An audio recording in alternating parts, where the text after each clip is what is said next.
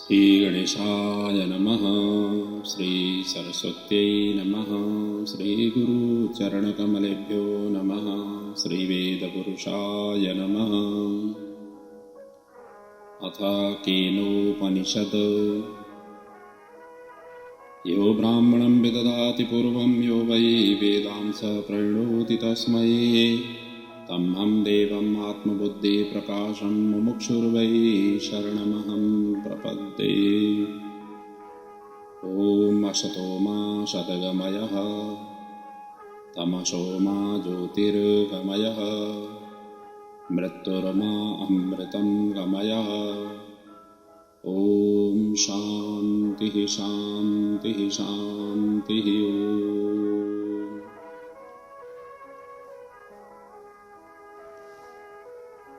हम केनोपनिषद के ऊपर में चिंतन मनन करते आ रहे हैं। कल से प्रारंभ किया था, आज उसी की निरंतरता देते हुए आप सभी के समक्ष केनोपनिषद के भावों को लेकर के उपस्थित हुआ हूँ। ये उपनिषद सामवेद के तलबकार ब्राह्मण के अंतर्गत हैं, जिनकी हमने संक्षिप्त में परिचय कल के प्रसंग में प्रस्तुत किया था। और ये मध्यम आकार का उपनिषद है, जिसमें कुल 34 मंत्र है, जिसकी भी हमने संक्षिप्त में परिचय कल के प्रसंग में किया था। हमने कल प्रथम खंड के जो 8 मंत्र थे उनका चिंतन मनन करते हुए विराम लिए थे। आज द्वितीय खंड में प्रवेश हो रहे हैं और इस द्वितीय खंड में कुल 5 मंत्र हैं, जहाँ पर कल के ही विषय को निरंतरता देते हुए गुरु अपने शिष्य को समझा रहे हैं। परब्रह्म परमात्मा का जो स्वरूप है, ब्रह्माकार वृत्ति प्राप्त करने की जो स्वरूप है, वो कैसे प्राप्ति किया जाए, किन तत्वों को किस तरीके से समझें, तब जा कर के ब्रह्माकार वृत्ति अपने अंदर में आविर्भाव हो सकती है। इन सभी का ही विषय वस्तुओं की चिंतन मनन यहाँ पर हो रही है। आइए अब द्वितीय खंड के प्रत्येक मंत्र की जो चिंतन है, भाव है, हम भी मनन करें। द्वितीय खंड का पहला मंत्र इस प्रकार से है। यदि मन्यसे सुवेदीति दब्रमेवापि नूनं तं वेत्थं ब्रह्मणो रूपं यदस्य त्वं यदस्य देवेष्वथनु मीमांस्यः मेवते मन्ये विदितम्। यहाँ गुरु शिष्य को बता रहे हैं, यदि त्वम इति मन्यसे सुवेद अपि नूनं ब्रह्मणः रूपं दब्रम् एव वेत्थं यस्य यत् त्वम् अस्य यत् देवेषु तत् अल्पम् एव अथ नु मन्ये ते विदितं मीमांस्यम् एव। अर्थात यदि आप यह मानते हैं, अर्थात यहाँ तो शिष्य को बता रहे हैं, यदि तू यह मानता है कि मैं ब्रह्म को भलीभांति जान गया हूँ, तो निश्चय ही ब्रह्म का स्वरूप थोड़ा सा ही तू जानता है, क्योंकि इस परब्रह्म परमेश्वर का जो आंशिक स्वरूप तू है और इसका जो आंशिक स्वरूप देवताओं में है, वह सब मिलकर के भी वो अल्प ही ज्ञान हो जाता है। इसीलिए मैं मानता हूँ कि तेरा जाना हुआ स्वरूप निसंदेह विचारणीय है, मीमांस्यम अर्थात सोचनीय है। इस तरीके से इस मंत्र का भाव अभिव्यक्त किया हुआ है। कहने का मतलब गुरु अपने शिष्य को ये सावधान करा रहे हैं कि हमारे द्वारा बतलाए हुए ब्रह्म तत्व को सुनकर यदि तू ऐसा मानता है कि मैं उस ब्रह्म को भलीभांति जान गया हूँ, तो यह निश्चित है कि तूने ब्रह्म के स्वरूप को बहुत थोड़ा ही जाना है, क्योंकि उस परब्रह्म का अंशभूत जो जीवात्मा है उसी को अथवा समस्त देवताओं में यानी मन, बुद्धि, प्राण, इंद्रिय आदि में जो ब्रह्म का अंश है जिससे वो अपना काम करने में समर्थ हो रहे हैं, उसको यदि तू ब्रह्म समझता है तो तेरा यह समझना यथार्थ नहीं है।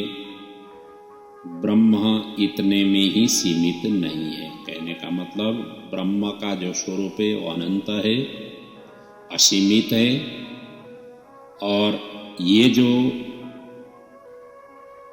प्राण, मन, बुद्धि, इंद्रियों के द्वारा जो समझने की कोशिश कर रहे हैं या समझ गए हैं ऐसा मान लेते हैं, तो ये अपूर्ण ही है, पूर्ण समझ नहीं है।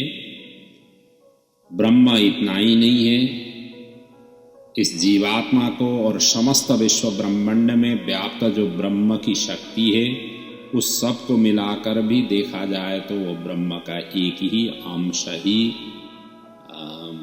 हो जाता है। इसीलिए तेरा समझा हुआ वो ब्रह्म तत्व तेरे लिए पुनः शोचनीय है, विचारणीय है, ऐसा मैं मानता हूँ। ये गुरु अपने शिष्य को बता रहे हैं। और जब गुरुजी ने इस तरीके से बताया कि जो जानने की बात शिष्य को जो बताया कि थोड़ा बहुत तो ब्रह्म को मैंने जान गया हुआ हूँ, ये समझ रहे हैं, तो वो तो थोड़ा ही है, क्योंकि ब्रह्म का जो स्वरूप है अनंत है और सर्वव्यापक है। जब ये बुद्धि, प्राण, इंद्रिय तो एक सीमित है, इसके ही द्वारा समझना और सर्वव्यापक को कैसे पूर्णता प्राप्त हो, अर्थात वो सर्वव्यापक स्वरूप को इन्हीं प्राण इंद्रिय के ही द्वारा कैसे पूर्णता से वो समझ सके। जब गुरुदेव ने इस तरीके से बताया, फिर शिष्य उनके सामने अपना विचार इस तरीके से प्रकट करते हैं। मतलब शिष्य, नाहम मन्ये सुवेदेति नो न वेदेति वेदचः, यो नस्त तद वेदः तद वेदः नो न वेदेति वेदचः। अब यह शिष्य कह रहा है कि अहम सुवेदः इति न मन्ये, नो इति न वेदः वेदचः, न यह तत् वेद तत् च वेद वेदः न वेदः इति नो। शिष्य भी थोड़ा बहुत पढ़ा लिखा नहीं है, वो भी अपने गुरु को अच्छी तरह से परख करके ही अपनी बात रख रहा है। वो कहता है कि मैं ब्रह्म को भलीभांति जान गया हुआ हूँ, यों नहीं मैं मानता हूँ, और न ऐसा ही मानता हूँ कि नहीं जानता हूँ, क्योंकि जानता भी हूँ किंतु यह जानना विलक्षण है। हम शिष्यों में से जो कोई भी उस ब्रह्म को जानता है वही मेरे उक्त वचनों के अभिप्राय को भी जानता है कि मैं जानता हूँ, नहीं जानता, ये दोनों ही नहीं है। अर्थात मैं बिल्कुल नहीं जानता हूँ ऐसा भी नहीं है, मैं संपूर्ण रूप से जान गया हुआ हूँ ये भी नहीं है। इस तरीके से शिष्य ने एक समभाव से अपने गुरु की जो जिज्ञासा थी, उस गुरु की जिज्ञासा प्रति उन्होंने इस तरीके से भाव को व्यक्त किया। कहने का मतलब यही है कि शिष्य ने अपने गुरु के प्रति अपना अनुभव इसमें प्रकट किया हुआ है कि उस ब्रह्म को मैं भलीभांति जानता हूँ, यह मैं नहीं मानता, और न यही मानता हूँ कि मैं उसे नहीं जानता। उन्होंने बीच में ही बात को रखा, क्योंकि मैं जानता भी हूँ मेरा यह जानना वैसा नहीं है जैसा कि किसी ज्ञात का किसी ज्ञेय वस्तु को जानना है। यह उससे सर्वथा विलक्षण और अलौकिक है। इसलिए मैं जो यह कह रहा हूं, मैं उसे नहीं जानता ऐसा भी नहीं, और जानता हूं ऐसा भी नहीं, तो भी मैं उसे जानता हूं। इस तरीके से अपने बात को उन्होंने बीच में रखा। तो इसी दोनों की भावों को श्रुति कैसे क्या कहती है? श्रुति के मत में अर्थात वेद के मत में इस भाव को किस तरीके से अभिव्यक्त किया हुआ है कि ब्रह्म को जानने और नहीं जानने। जैसे गुरु ने बताया कि अपने इंद्रियों के द्वारा जो जाना हुआ है अल्प है, अपूर्ण है, क्योंकि वो परब्रह्म परमात्मा स्वरूप तो सर्वव्यापक है और इंद्रिय तो सीमित चीजों को ही ग्रहण कर सकता है। तो इंद्रियों के द्वारा जो जाना गया वस्तु है वो सीमित होगा, जबकि ससीम असीम को कैसे ज्ञान प्राप्त कर सकता है? जो सीमित ही चीजों को ग्रहण करने में सामर्थ्य इन इंद्रियों के द्वारा सीमित वस्तुओं को ही वो जान सकता है। असीमित वस्तु को तो, अनंत वस्तुओं को तो कैसे ग्रहण कर सकता है? इस तरीके से जब गुरु ने बात रखी थी तो शिष्य ने उसी को ही समाधान देते हुए बीच की बात रखी। जैसे ज्ञानी लोग जाने हुए जैसे व्यक्त करते हैं उस तरीके की कोटि में तो मैं नहीं हूं, और ये भी नहीं हूं कि मैं बिल्कुल कुछ भी नहीं जान गया हुआ हूं, ऐसा भी नहीं हूं। ये दोनों के मध्यस्थ के भावों को शिष्य ने जब उत्तर दिया तो श्रुति इस दोनों की अवस्थाओं को किस तरीके से व्याख्या किया हुआ है अगले सूत्र में उसी के भाव को यहाँ व्यक्त किया हुआ है। यस्या मतम तस्य मतम मतम यस्य न वेदसः अभिज्ञातम विजानाताम विज्ञातम अभिजानताम। ये श्रुति का मत है। तो कहने का मतलब यस्य अमतम तस्य मतम, यस्य मतम स नः वेद विजानताम अभिज्ञातम अभिजानताम विज्ञातम। अर्थात जिसका यह मानना है कि ब्रह्म जानने में नहीं आता, उसका तो वह जाना हुआ है, और जिसका यह मानना है कि ब्रह्म मेरा जाना हुआ है, वह नहीं जानता, क्योंकि जानने का अभिमान रखने वाले के लिए वह ब्रह्म तत्व बिना जाना हुआ ही है, और जिनमें ज्ञातापन का अभिमान नहीं है उनका वह ब्रह्म तत्व जाना हुआ है, अर्थात उनके लिए वह अपरोक्ष है। परोक्ष में नहीं है, अपरोक्ष है। कहने का मतलब यह है कि जो महापुरुष हैं, जो परब्रह्म परमेश्वर का जिन्होंने साक्षात्कार कर लेते हैं, उनमें किंचित मात्र भी ऐसा अभिमान नहीं रह जाता है कि हमने परमेश्वर को जान लिया है। वो कभी ये नहीं कहते हैं हमने परमेश्वर को जान लिया है। जो पहुंचे हुए व्यक्ति हैं वो कभी भी ऐसे नहीं कहते हैं कि हम परमेश्वर को हमने जान लिया है, हमने साक्षात्कार कर लिया है, कभी भी कहते नहीं है।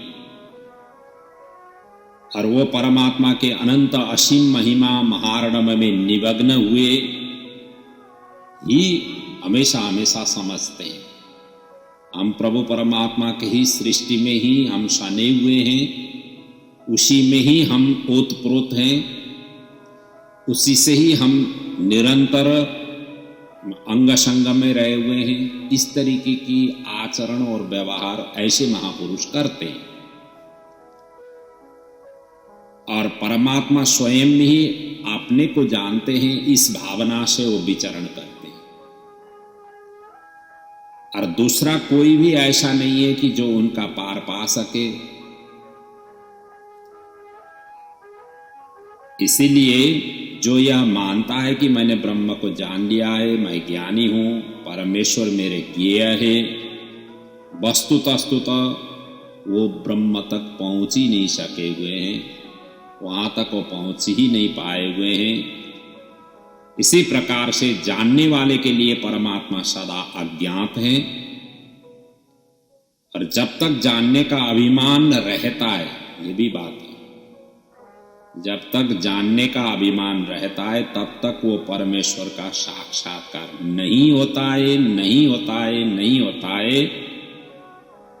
परमेश्वर का साक्षात्कार तो उन्हीं भाग्यवान महापुरुषों को होता है जिनमें जानने का अभिमान, अहंता और ये मद किंचित भी नहीं रह जाता है। वही व्यक्ति वस्तुतः परमात्मा को जान लेता है, साक्षात्कार कर लेता है, और उसी के ही अंग संग में ओतप्रोत होकर के हमेशा हमेशा आचरण और व्यवहार करता है। इसलिए प्रभु परमात्मा को जानना, मैंने समझ लिया हुआ हूँ, ऐसे कहने वाले लोग उस ब्रह्माकार वृत्ति तक पहुँचे नहीं हुए हैं, वो अटके हुए हैं। वहाँ पर पहुँचने के बाद में तो व्यक्ति ऐसे अभिव्यक्ति वो कर ही नहीं सकता है, ऐसे अभिव्यक्ति उससे आ ही नहीं सकती। वो तो हमेशा हमेशा उसी के साथ में निमग्न हो करके, जैसे महारणव में समुद्र में नदियों का जल जा करके जैसे जा करके मिल जाते हैं, उसी प्रकार के स्वरूप में ये स्थित रहते हैं।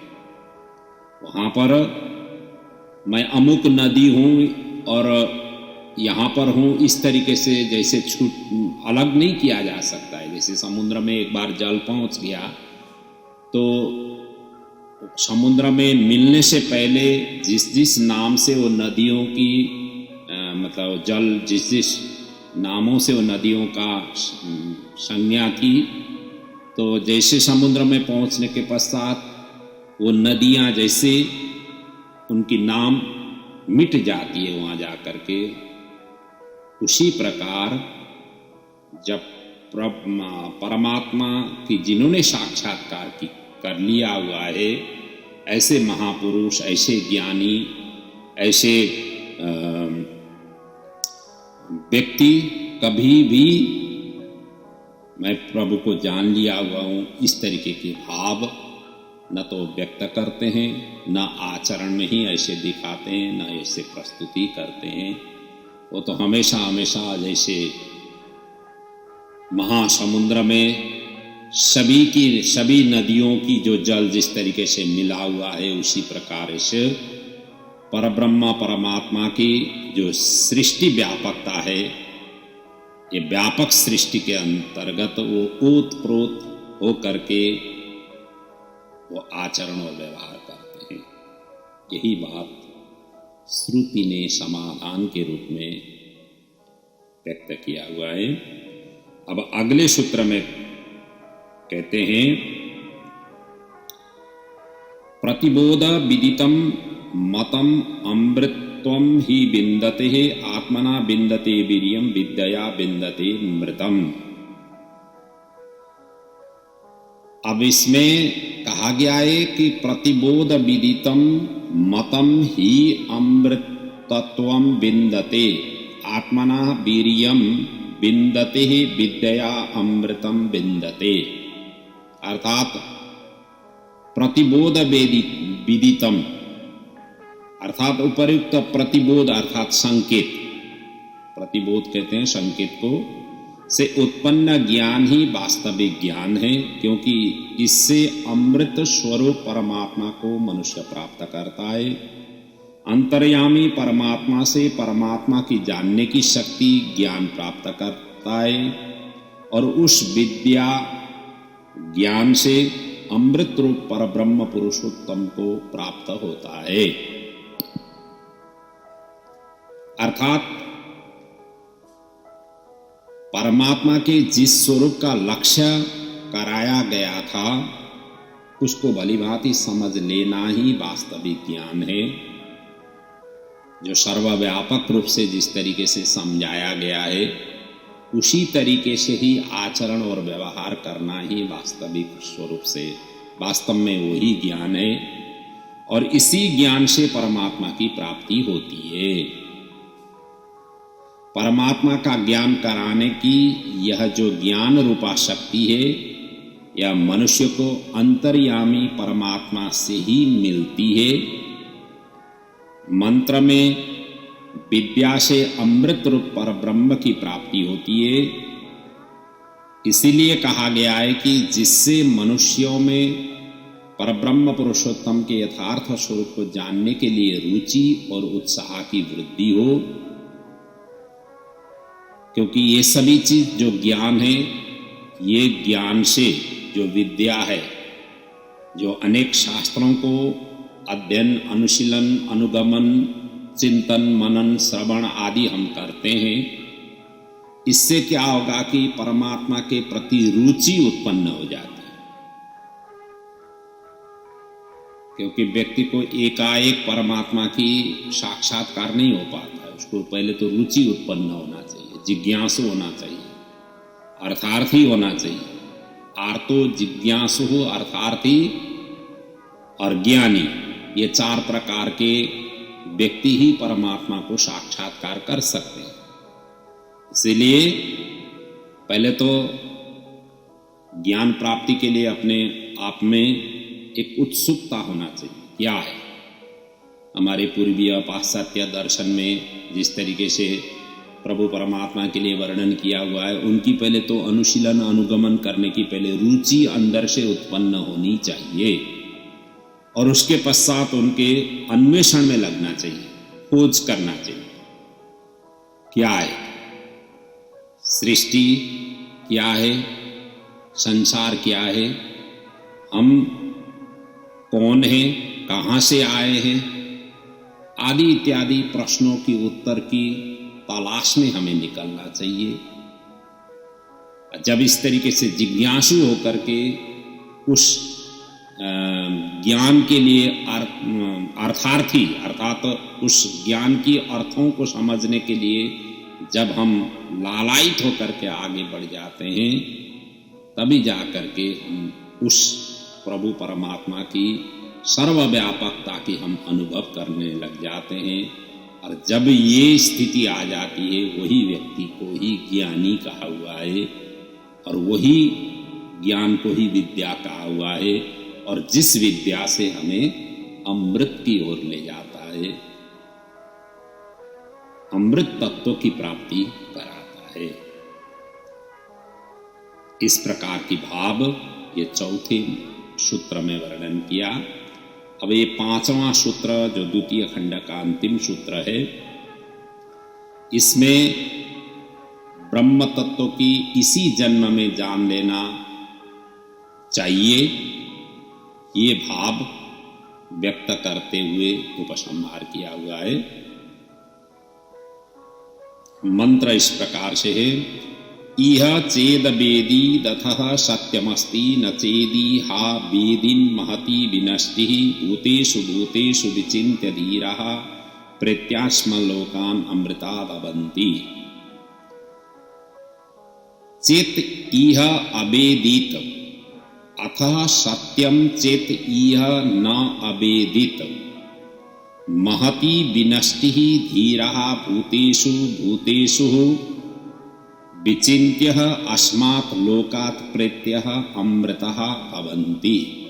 अर्थात यदि इस मनुष्य शरीर में परब्रह्म को जान लिया तब तो बहुत अच्छा है, यदि इस शरीर के रहते रहते ही उसे नहीं जान पाया तो महान विनाश है। अर्थात कुछ भी प्राप्त नहीं किया हुआ है। यही सोच करके बुद्धिमान पुरुष प्राणी मात्र में परब्रह्म पुरुषोत्तम को समझ करके इस लोक से प्रयाण करके अमर परमेश्वर को प्राप्त हो जाते हैं। कहने का मतलब यह है कि मानव जीवन अत्यंत दुर्लभ है। शास्त्रों ने यही वर्णन किया हुआ है। अनेक जन्मों के पश्चात मानव योनि हमें मिलती है और इसे पाकर जो मनुष्य परमात्मा की प्राप्ति के साधन में तत्परता के साथ नहीं लग जाता है, जिस दिन ज्ञान का दरवाजा खुल गया उस समय से यदि हम उसकी अनुसंधान अन्वेषण के लिए जब नहीं लग जाते हैं तो व्यक्ति इस जीवन के ऊपर बड़ा ही भूल कर रहा है, ऐसा समझना चाहिए। इसीलिए श्रुति कहती है कि जब तक यह दुर्लभ मानव शरीर विद्यमान है, भगवत कृपा से प्राप्त साधन सामग्री उपलब्ध है, तभी तक शीघ्र से शीघ्र परमात्मा को जान लिया जाए तो सब प्रकार से कुशल है, सब प्रकार से श्रेष्ठ है। मानव जन्म की परम सार्थकता भी इसी में ही है और यदि अवसर हाथ से निकल गया तो फिर ये महान विनाश हो जाएगा। बार बार मृत्यु रूपी संसार के प्रवाह में बहना पड़ेगा, प्रवाहित होना पड़ेगा। फिर तो रो रो कर पश्चाताप करने के अतिरिक्त अन्य कुछ भी नहीं रह जाएगा। संसार के त्रिविध ताप और विविध शूलों से बचने की यही एकमात्र परम साधन है कि जीव मानव जन्म में दक्षता के साथ साधन परायण होकर के अपने जीवन को सदा के लिए सार्थक कर ले।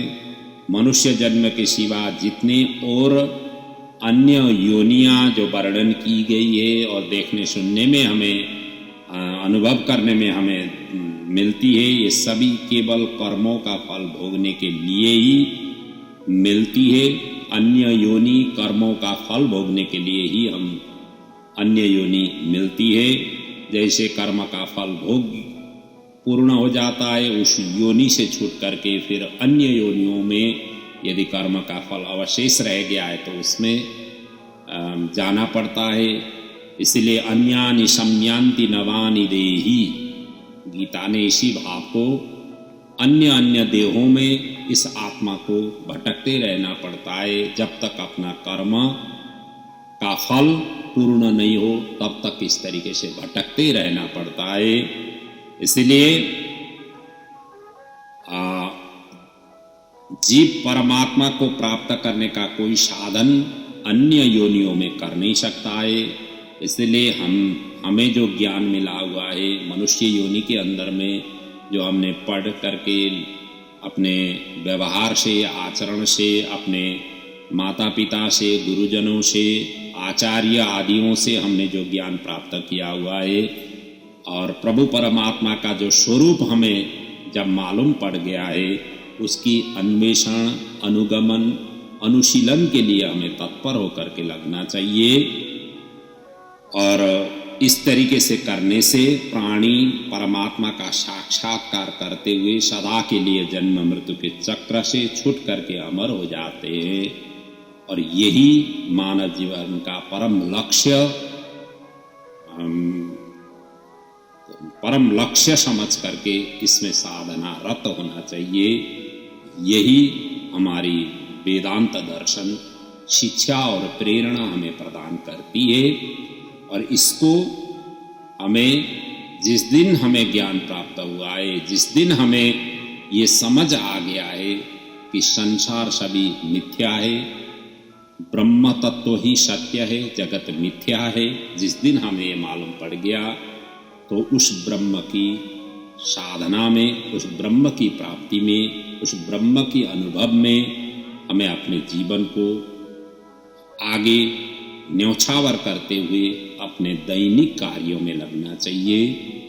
कार्य तो सभी को करना है, कर्मण्येवाधिकारस्ते मा फलेषु कदाचन, ऐसा नहीं कहा हुआ है। कर्म तो करना ही है, जिस क्षेत्रों में है, जिस देश में है, जिस भेष में है, जिस परिवेश में है, हमें कर्म भी करते ही रहना है। और कर्म करते हुए भी उस ब्रह्म की चिंतन, उस ब्रह्म की एकाकार, उस ब्रह्म की साक्षात्कार में भी हमें प्रवृत्त होते हुए जाना चाहिए। और इस तरीके से जाने से हमारा इसी जीवन से कल्याण होगा। न जाने हमें अन्य योनि लेना नहीं पड़े, हमारे कर्म की अवशेष भोगने के लिए अन्य योनि में हमें जाना नहीं पड़े, उसकी उधर की तरफ के लिए ये उपनिषद हमें चेतावनी या सुसूचित या उस तरीके की ज्ञान के लिए प्रेरणा हमें प्रदान करते हुए प्रभु परमात्मा के साक्षात्कार इसी जीवन में करो, यही शिक्षा और प्रेरणा हमें उपनिषद प्रदान कर रही है। ब्रह्म चिंतन करते हुए जीवन को कल्याण करो, इस तरीके की शिक्षा हमें प्रेरणा इन मंत्रों के द्वारा हमें प्रदान कर रही है। और इसी के साथ ये केनोपनिषद का द्वितीय खंड भी यहाँ पर पूर्ण हो जाता है। आशा है इस मंत्रों की भावों से आपके जीवन में किंचित ज्ञान प्रवाहित हो और प्रभु साक्षात्कार करने के लिए परब्रह्म परमात्मा की अनुभव करने में सहायक सिद्ध हो। इन्हीं भावना से अभिप्रेरित हो करके इन भावों को आप तक पहुंचाने के लिए अनवरत लगा हुआ हूं। और उसके लिए यदि किंचित भी आप ज्ञान प्राप्त कर सके तो हमारी परिश्रम, हमारी चिंतन थोड़ा सा सार्थक मैं समझूंगा। इन्हीं भावों के साथ आज की प्रसंग को यहाँ पर प्रणाम कर रहा हूँ और कल हम केनोपनिषद की तृतीय खंड में प्रवेश होंगे। बड़ा अद्वितीय और दिव्यतम भाव तृतीय और चतुर्थ खंड के जो सूत्र में अभिव्यक्त किया हुआ है, जिसकी चिंतन हम अगले पड़ाव में करेंगे। और आज की प्रसंग को यहीं पर विराम ले रहा हूँ। ओम पूर्णमतः पूर्णमिदं पूर्णात् पूर्णमुदच्यते पूर्णस्य पूर्णमादाय पूर्णमेवावशिष्यते। ओम शांति शांति शांति। ओम।